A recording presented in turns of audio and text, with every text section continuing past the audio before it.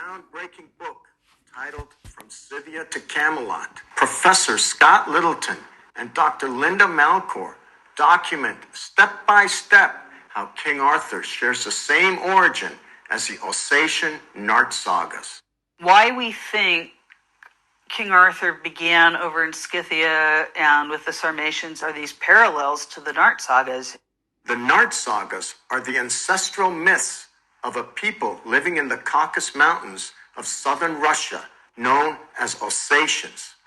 These Ossetians, or Ossetes, just happen to be the last surviving descendants of the Sarmatian people. The modern Ossetes, which they form an autonomous republic within modern-day Russia, they live in north of the Caucasian Mountains, and they have been there since time immemorial. They're the descendants of Alans and Sarmatians and Scythians. So they provide the last remaining link between Indo-Europeans of the East, that is Persians, and Indo-Europeans of the West, which are Europeans. The Nart sagas of the Ossetians has a hero named Batras, or Batraj, whose story is almost identical to King Arthur's. Nobody had a good explanation for why there were so many parallels between the two groups, especially the death of Arthur and how it matches the death of Batraj. There are even some Iranian names found in the King Arthur sagas.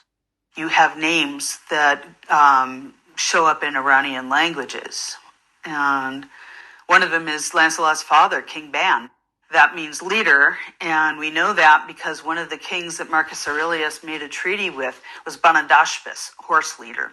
And Goar is one of the names that shows up in Iranian texts. You have Gor. And K could be linked to Khosrow. But proving that King Arthur was originally an Iranian hero was not received kindly by some in the West, especially in Britain and the United States. The Brits and the Americans, what we think happened is they don't want to lose their hold on King Arthur. It's their national tale, and it got tied up in this whole Celtic movement where people are thinking of themselves as Celts and new Druids and stuff like this. Like they've maintained this religion all along, and they haven't. It was all made up at the end of the 19th century. And so us coming out with saying these stories really go back to an Indo-Iranian speaking people was not a popular thing in the English speaking world.